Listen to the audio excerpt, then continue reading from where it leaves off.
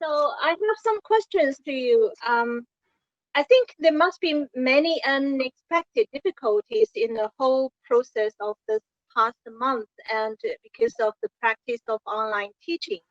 Um, what is the most memorable experience that you'd like to share with us? Apart from the difficulties, are there any like cross like continental or cross language like challenges in this kind of education possibilities than you think actually achieved in this course? Well, I guess to answer that question, I don't actually feel like that there were many unexpected difficulties in a way. In fact, I would almost turn the question around in the sense that it was actually surprising in many ways how well and kind of smooth it went. I mean, for instance, the one obvious thing one could consider would be technical difficulties, of which we had actually very few. We had like one time I recall where there was something and we could never quite figure out what it was. There was some kind of delay. We were cut off. That happens, and it happened surprisingly few times. I think everything was very smooth. I mean, which certainly has to do with the great organization of Zhan and Tsai. You know, everybody was on time. There was never any delay. I think everybody did a really great job in that regard. So difficulties, the intricacies of online teaching, that's a given, and we can discuss. I think we'll be discussing those a bit more over the course of the interview. But I don't think it's a particular difficulty in a sense. I guess I'm not sure if I could narrow it down to a particular memorable experience in a sense. There were, I suppose the course per se is a memorable experience, of which I'm not sure I can highlight a particular event. When it comes to cross-regional and cross-language education possibilities, again, I suppose the course itself is a manifestation of that, and it was really. I mean, of course, maybe there's some difficulties when it comes to language, but then again, it's also kind of very nice to see how those can be mitigated. And Chinru was amazing and really super helpful in that regard. And we've kind of worked around them, and it doesn't so much seem like a difficulty anymore. It just seems like to me anyway, it's a specific. It's like working in a specific context. Then it doesn't seem like it's a difficulty. It seems like you kind of work your way around it in this way or that way, find possibilities. Of course, also cross-regional when it comes to that. I really think also it worked quite well. I had this idea actually not so long before the start of the course of inviting a couple of guest speakers, some of who I knew, some of who I didn't know. And there was this nice network across, in a way, across China, and then some one woman from Seattle was a guest too, and so it was really nice. Yeah. Right. So you mentioned about actually it worked out well in your class. So do you mind if you, in terms of the students' performance, and would you like to kind of evaluate them, like, or let's say, do you have some like further advice about your students about their future study? Yeah, I mean, important question. When it comes to evaluating, or yeah, I mean, I guess what I could evaluate maybe, for the most part, in a sense, at this point, now that this morning we have just gone through what I take at this point are the final presentations, final works, 14 groups. I suppose those could be evaluated, and I have certain thoughts about them. I think that the students have worked extraordinarily well and ambitious and put a lot of work into it. that is across the spectrum. The extent, I suppose, could be evaluated to which, let's say, for instance, the ideas that were brought up in the course were picked up, how well they are represented in the project, what kind of means, what's the research background, and so on and so forth, how, let's say, original the thinking is.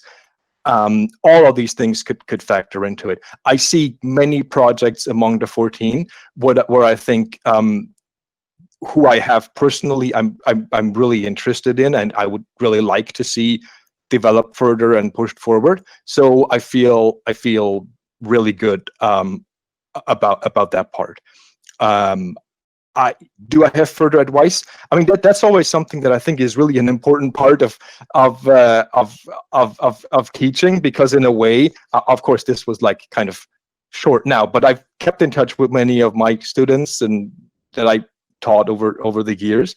And it's a very nice aspect of things, because sometimes you get an email after a year, after 2 years, and, hey, I'm now doing this, I'm now doing that, I'm doing my PhD in whichever field. So it's really cool. And I think maybe this, I'm not sure if I should bring it up here or maybe at some other question to follow, but why not? Why not here? In a sense, one of the downsides, of course, of online teaching is that you never quite get to interact in person. In a sense, I believe that I have spoken to maybe 10 out of 50 students. I think I've actually seen maybe 10 out of 50 students, except for the very first interactions at the first day. In that sense, whereas of course when you're during, especially I suppose at like an intense course like this one, you spend more time. One could even outside of class just sit down, have lunch, have dinner, talk and discuss certain things, future plans, and so on and so forth. Which then these questions of future advice, they emerge kind of naturally in a sense. I'm a little bit.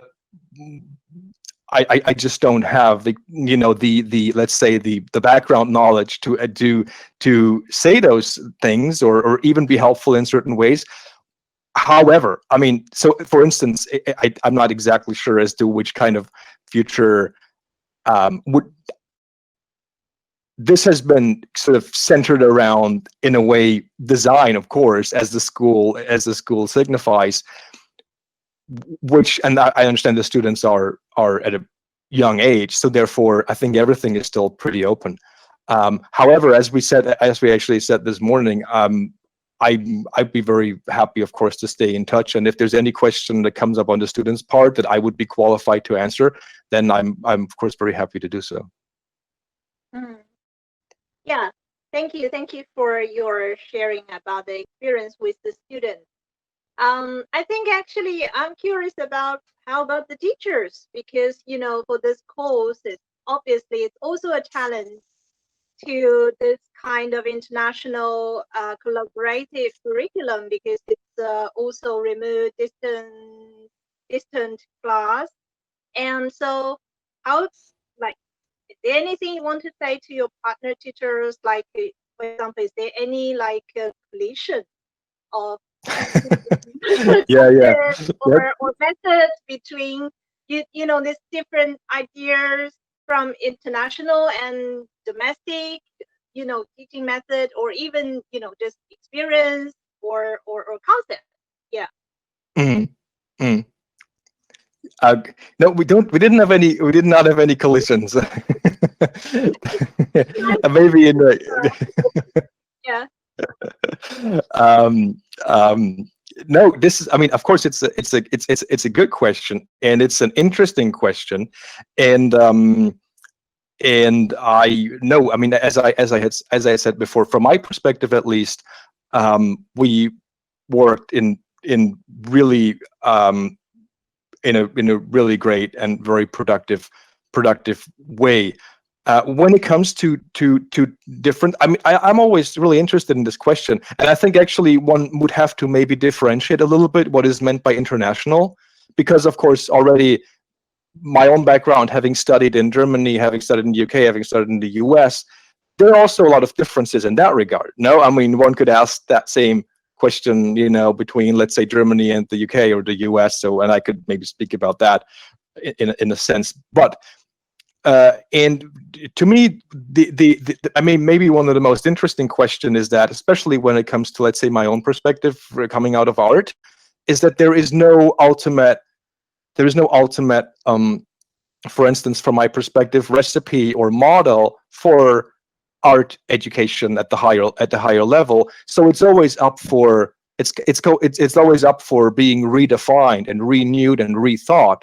In that way, I think so. I always kind of try to, when I'm traveling and I have the chance to visit universities, as I did also in China, in other places, I'm really interested in, like, how is the approach, what is the model, and what is it based on. But that, from the perspective that there is certainly no, there's like no ultimate truth to that. You know, every kind of, it's a matter of perspective in a sense. So I find it, when I'm teaching, as a teacher myself, in a sense, I really try to always be open to rethinking and remodeling my own approach as a teacher.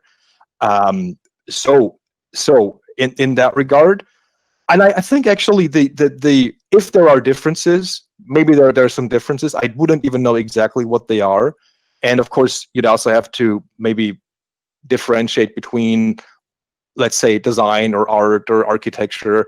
And I this is not something I'm very qualified to speak of. I do believe that these differences have become rather minor in a way. Maybe 20 years ago, 25 years ago, potentially they were I think bigger differences than we're seeing them now. Yeah, it's very nice to get some information from you about this kind of a teaching method, and, you know, from your own experience. So if you don't mind, would you please like to, you know, kind of a self-evaluate your course by yourself? Like, is there any regret that, like, you know, you feel like, oh, I didn't achieve this time? Or for example, if you are invited to optimize your course plan, and in which aspect you might make any development? Right. Yeah. I mean, important question to ask. And I feel actually it would be, and we haven't done this, but I think this is also actually a question that I would like to ask to Sun and Tai, because I think in a way, I feel like they also were a little bit of like the mediators oftentimes between the students and myself, and maybe also actually Shinru, because, I mean, for one thing, because of the language, and maybe also other dynamics that factor into that. And for me, of course, the ultimate way to do this, let's say, self-evaluation, and whether there are regrets, changes, optimization, would very much depend on the students, actually. But because ultimately it's about the students, right? If the students can pick up the ideas and they can be productive and they can develop interesting work, to that extent, to that degree, the course, in my opinion, succeeded. And so the optimization and the evaluation should really, from my perspective, be centered around that. Judging from my own feeling, I believe, what can I say? I mean, I think in many ways, I feel like that this went in the right way. So I feel good about it. I feel, of course, I mean, I'm asking myself, what would I, as you were asking, what would I have done differently? I think I mean, you have, of course, there's a narrow time frame. Lots of questions come up, lots of different ways to approach things, and of course, in a sense, I kind of realize, well, of course, we can't do it all, and we also cannot be too expansive, but rather, in a way, also narrow things down to not to confuse the students. This is, again, maybe something when it's a little bit. I wasn't exactly. I didn't know that much about the background of the students. I was given some information on that, but, you know, to a limited extent. In a way, I was trying to be careful not to make it too complicated or too complex. On the other hand, it has to be challenging still. So you have to kind of navigate this and find the right balance, which is a little bit difficult when without a lot of background information, So having said that, yesterday, for instance, I had a conversation with the students about rendering models and V-Ray and Unreal Engine, and that was great. And I thought, oh, maybe should I have been speaking about that? Maybe, but then again, there are other groups that didn't use this technology, and so for them, I think that would have been maybe not so interesting. So I think this should be rather up for a private conversation in that regard. I don't know. Regrets? I think. No, not really. I mean, in a sense, maybe there are certain regrets that are associated with the online teaching. The fact that we just couldn't sit down and have dinners and just talk and have a more personal and ongoing conversation. That's a regret. It's not a regret any one of us is responsible for. We have to blame other conditions for that. Yeah. You're talking about this regret. Actually, it touched to this very special situation of this year, which we all know is this difference between online education and also the offline practice course, especially in the teaching in the educational realm.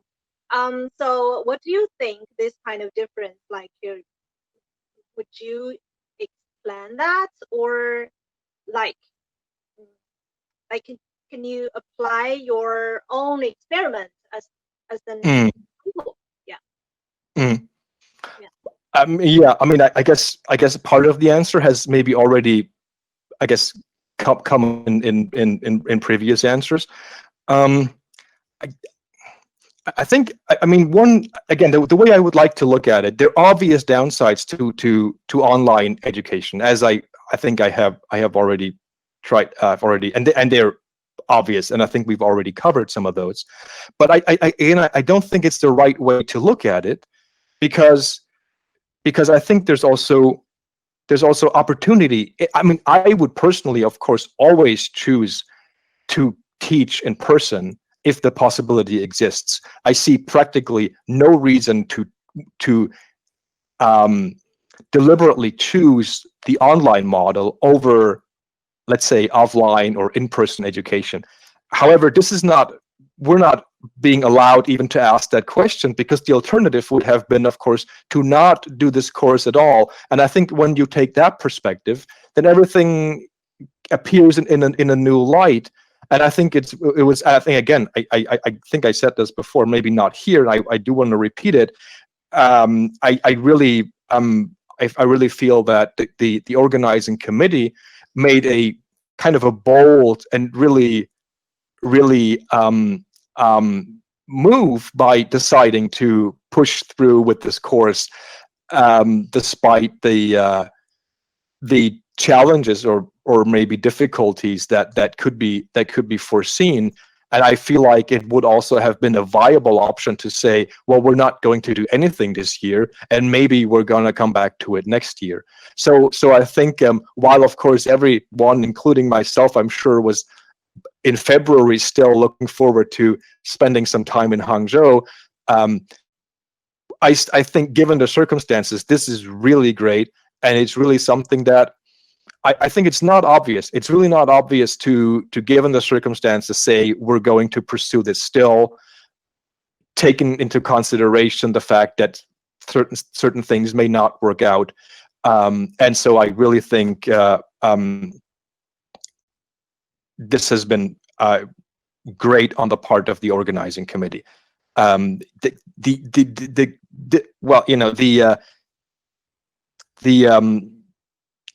The difference between it's just a vast difference. I mean, I guess it is for me. There's no comparison. It is just something.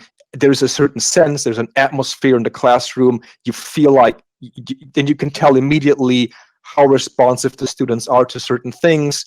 Are they kind of almost falling asleep, or are they really getting excited?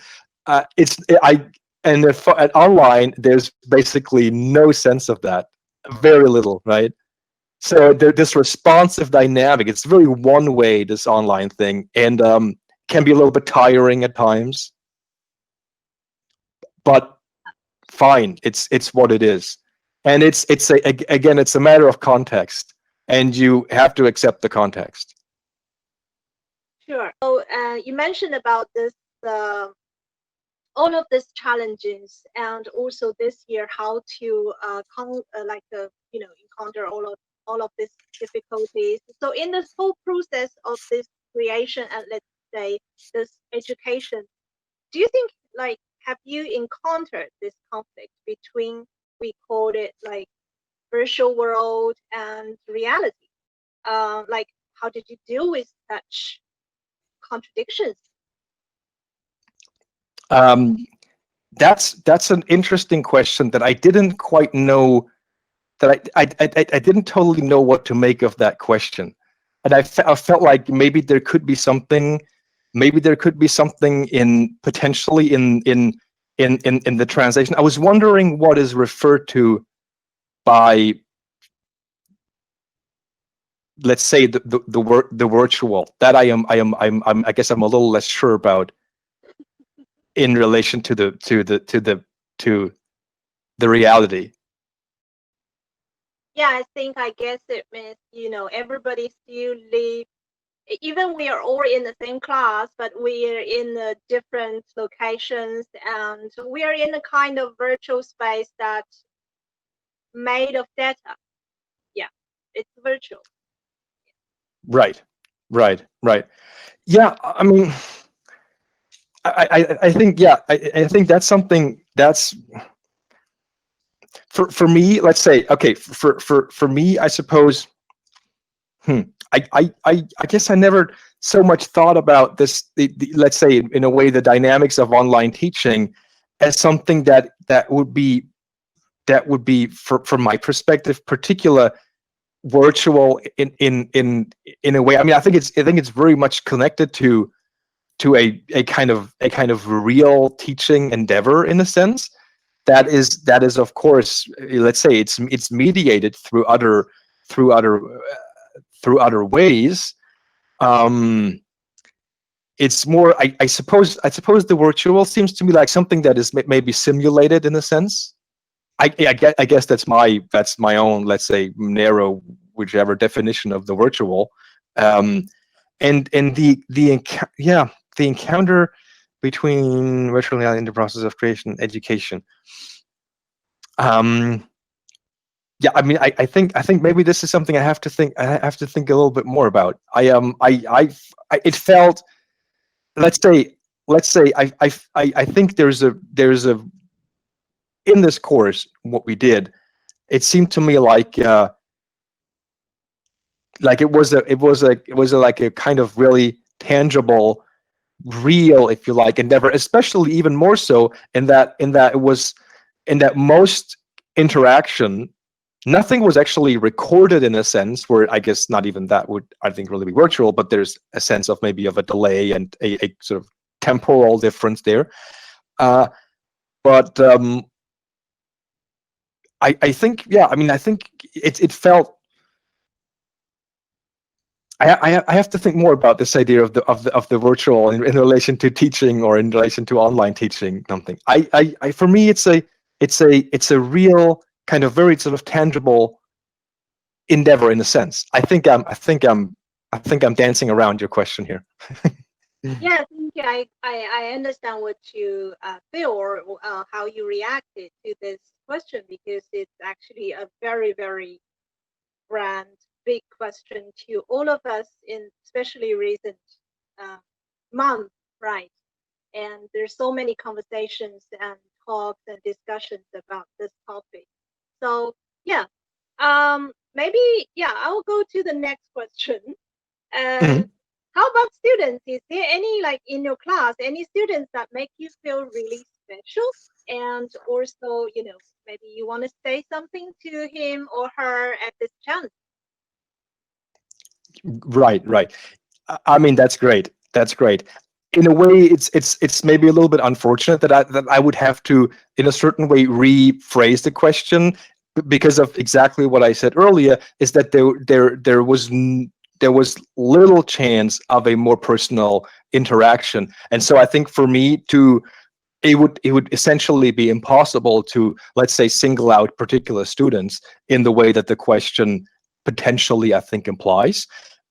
So again, we're kind of getting back to the intricacies and the limitations of um, of online teaching in a sense, and maybe again this could even be said to be a kind of a let's say a kind of a virtual dimension of it, in the sense that you're seeing these icons, except in replacement of real people sometimes. So there is this like, I guess there is this, like, now that I'm inclined to think more about it, there is this kind of like imaginary dimension to it. But let's come back to your question. I what I will say is that I think when I talk about the students as in groups, it it was it was just, I mean, I really saw that they were working extremely hard on their projects. And to see that, I mean, actually, just today, I mean, one group came up with this really surprising final project that I was not expecting, and it was really great.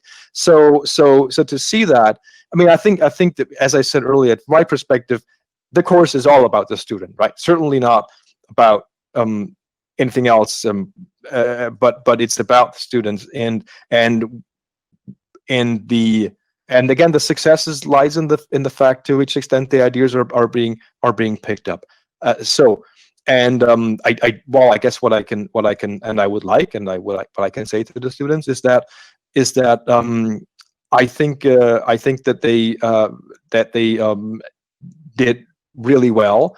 I regret not having been able to get to know them on a more personal level. That's just what it is, right?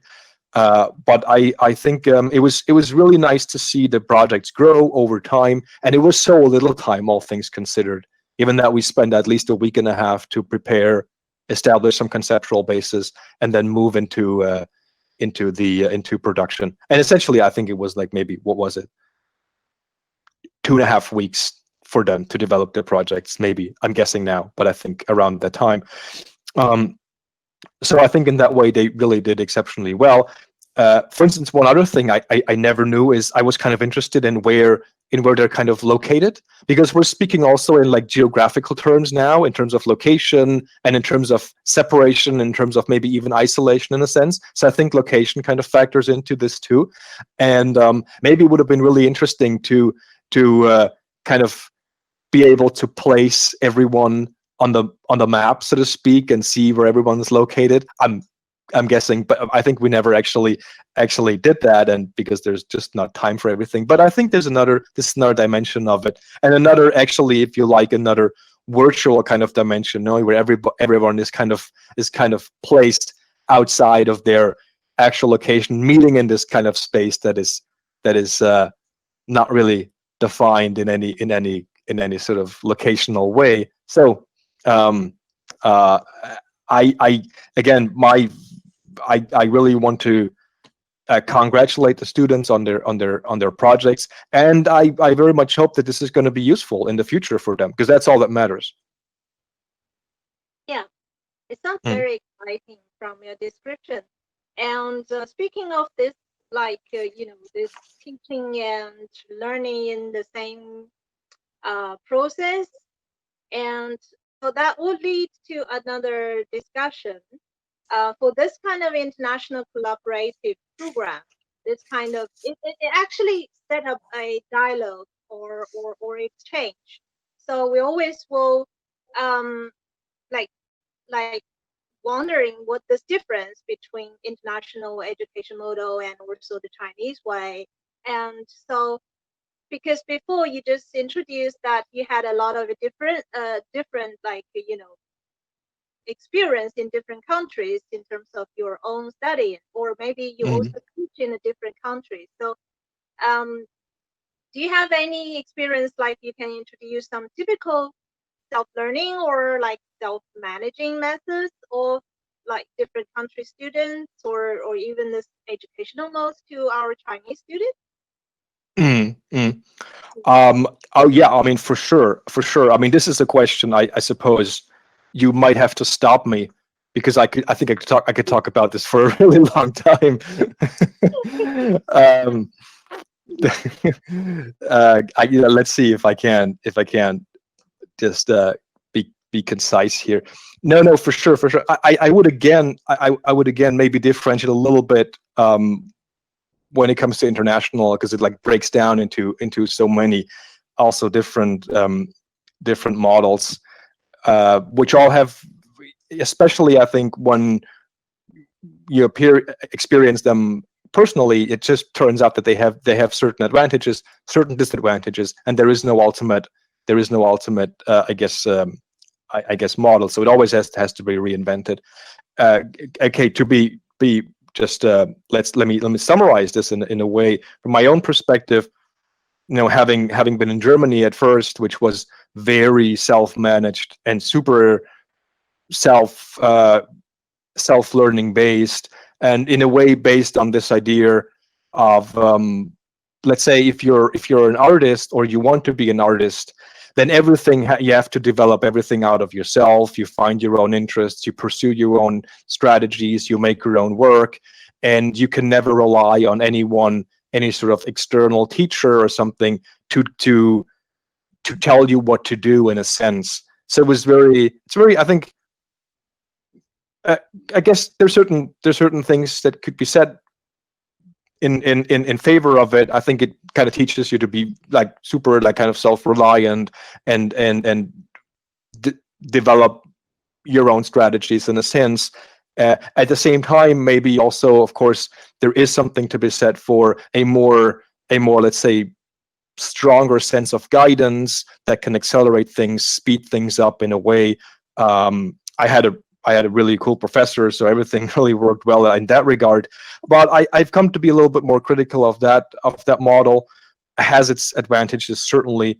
I mean, I can speak, I guess, more about it, but it's one way of approaching it.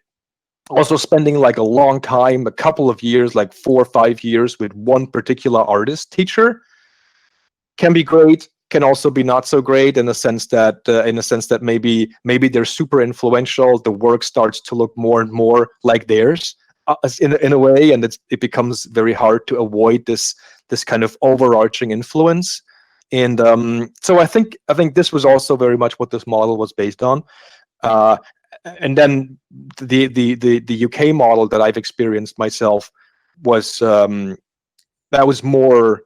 It was more like a lot more, let's say, class reading, many tutorials, as they call them, and it was 2 super intense years for me that I enjoyed very much. It's hard for me to prioritize. In a sense, I think it was a privilege to kind of experience all those myself. And then I did another year in the US, where that was just basically reading. And that was just really a lot of theory, but it was absolutely fantastic.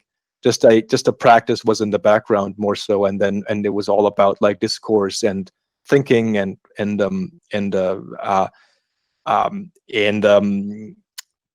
so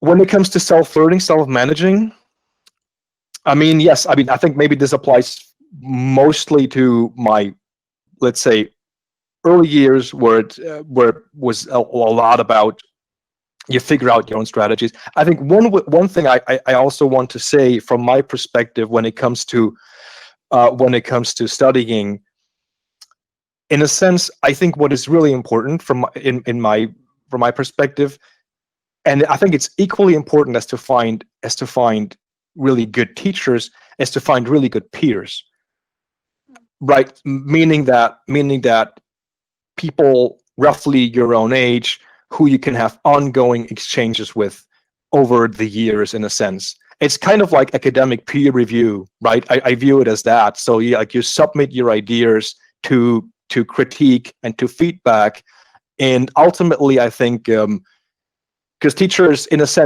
a way like come and go, right? They may be there for a year, they could be there for 2 years, but it's the peers that ultimately really last in a sense. And so I think this is something you build up in university, and in within those years. I think it's really important to develop that.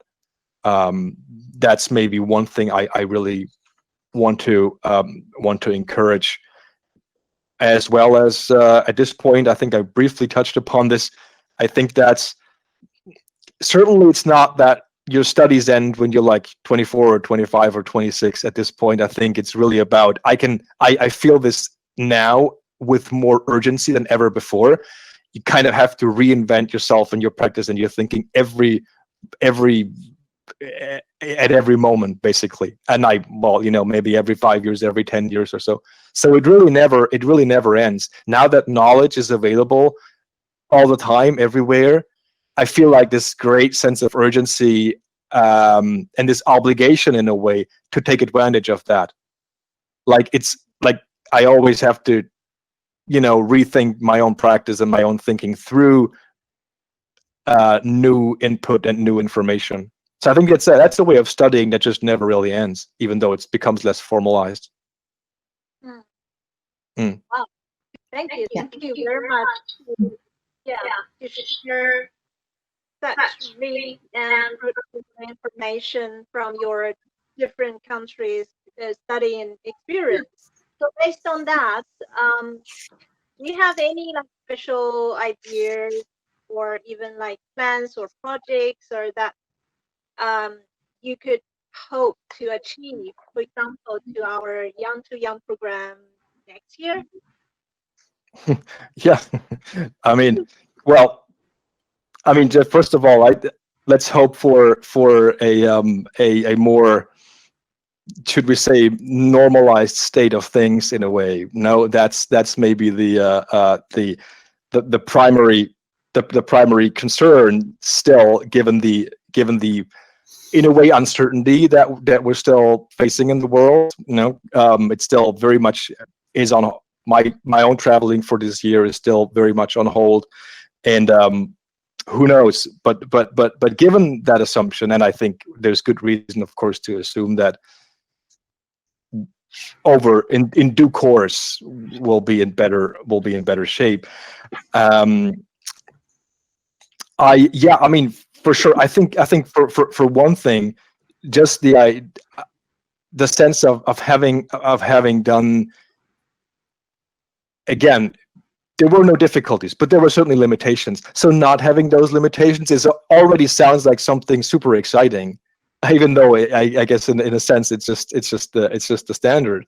But it sounds, from this perspective, it sounds like something really cool, and something that would be a chance to take this to a really new level. What I think worked out well, and again, we haven't really had a chance to discuss this, but I'd like to discuss this further. I believe that, I think this input and this perspective that these 9 people that I had invited into the course brought to the course was good, and I think was interesting, and I think the students responded well to it. I still have to maybe figure out the extent to which every part of it was accessible. Maybe something was a little bit also, let's say, coming very much out of the natural sciences, and I don't know, maybe this was maybe somewhat hard to make sense of in certain cases. I felt like in a way, of course, everything could have also been much more focused on creative practices and art and architecture and design. My own feeling was that this would be something that the students would be exposed to anyway during the course of their studies, and it will be easier for them and more accessible to them. So I thought, why not? And of course, it also was in line more so with let's say, the art and science orientation of the course. But I thought, why not try to introduce perspectives that are not obvious, in a sense, that would not be normally maybe considered, at the risk of potentially losing some of them because maybe they just could not be making sense of this at this time. However, judging from the projects, I think it was well received. But I'd be very open also to rethinking this to a certain extent, because I'm not sure if I have a clear perspective on the reception on the students' part of this. So having said that, I think this could be something that could well be further developed. I was limiting myself, for instance, right now to people who were speaking Chinese for rather good reasons, because I thought everything would become more complicated if that was not the case. Could that be potentially expanded? Maybe it could be expanded. It's something to figure out. So I think there are many, let's say, ideas here, approaches that also, I have to say, from my perspective, were of course experimental, right? I mean, I had a sense, but it's a surprise what's going to happen in the end, And that, in that regard, as I said, I'm very pleased with it. How and how could that be? How could all of that be realized in a more, let's say, in an even better way in person, with more time to prepare and with the existing experience? I think, yeah, absolutely. I think this could be taken further. Yeah. Yeah. I want for this I can't believe 1 month already finished now, and I really appreciate all you and Xinru got the efforts for this course, and especially for our course, we have the you got the 9 scientists, and I've the special efforts and the research to give the students all the lectures. That is very broad their disciplination, and give them very specific the efforts field knowledge. But the pity is the time is limited. So for I really appreciate your desire about this course. You want students to know about the maybe disciplinary, and but for the very short time, and also our course SAM is a consciousness, machine, and ecology. Every part is a big problem and a big subject. We need to talk about that, and we still need a lot of knowledge, and I think the best way is this is just like the beginning of how they know this know this word, or know this from their open their mind, and not the course is ending here, but is also the beginning for them to think about why they want to learn design, why they want to choose this course. I think this is the best for all this course and for students. Thank you. Right. Yeah. Thanks, Sam. That's certainly true. That is a in a way a concern that was, of course, also there. How do you approach these things, which are such complex concepts in their own right, and then you have 3 of them, few weeks time. Yeah, it's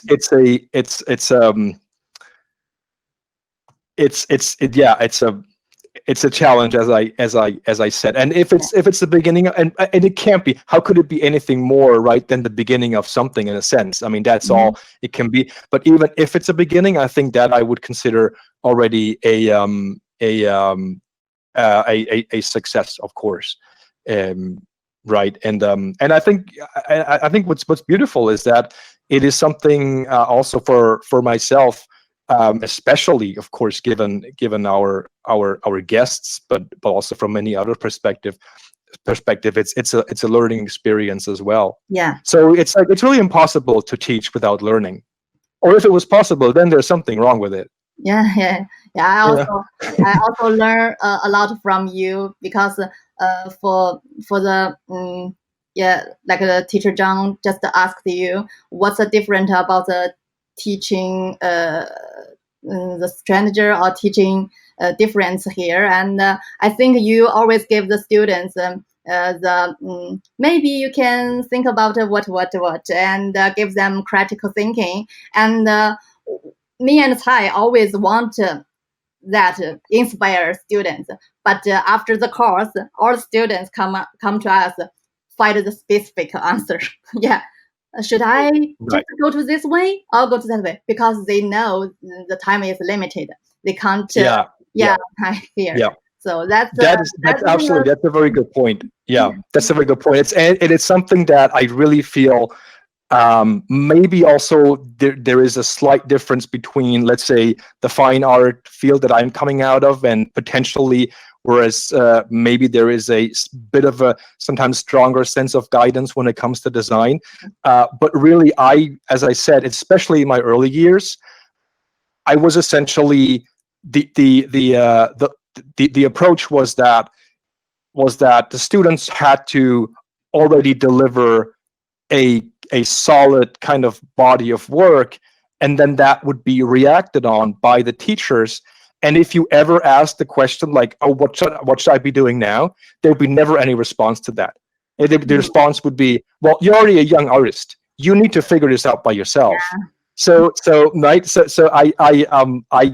this is why I guess I kind of that's a big difference here.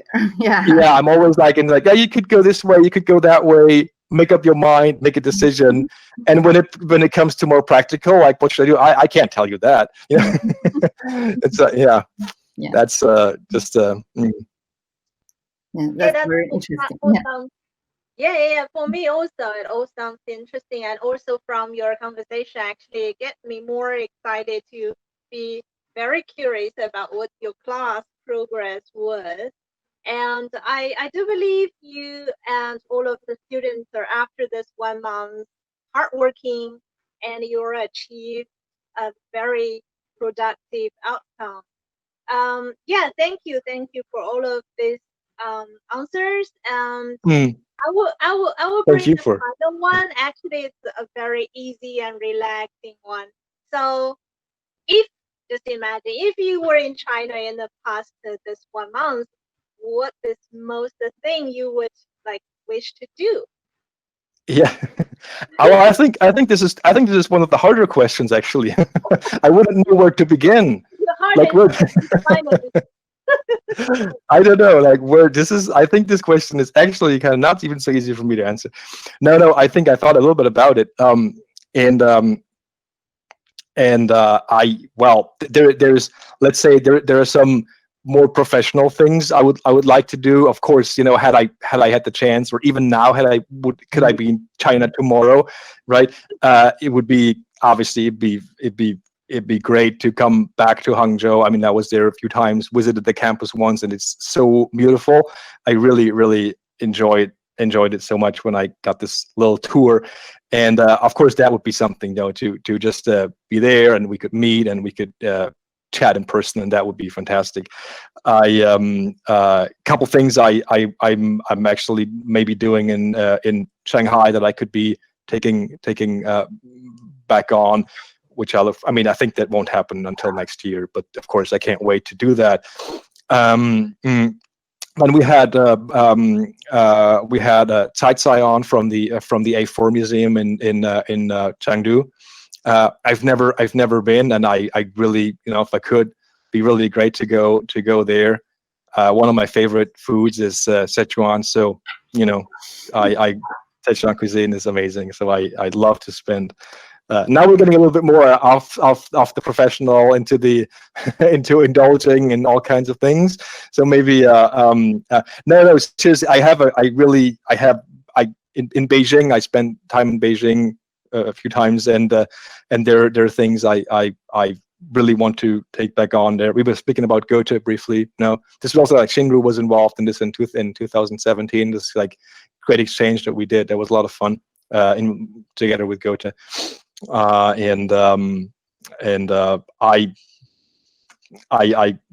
could think of countless things I'd like to do, but yeah, they're. I mean, I think it's realistically probably not sure if it's possible this year, but as soon as traveling is back on track, so to speak, I really very much hope to be back in China. Yes, yes. It sounds very interesting. You had a lot of experience in here, and so we're also very looking forward to find a chance to meet you on site, face to face, and also, yeah. Thank you for your time. Thank you for teacher Sun Tai and also Hu. I think we had a really nice conversation here, and thank you for joining this interview. And I think, yeah, we're done. It's good. Yeah, thank you. Thank you. Yeah, that was a lot of fun. Thank you for asking these questions. Interesting, very interesting questions, and pleasure to answer. And well, keep in touch. I'm sure we'll meet probably sooner rather than later. Yeah, definitely. Yeah. Keep in Right. touch, and thank Keep you. in touch. Thank you for working. Yeah, thank you.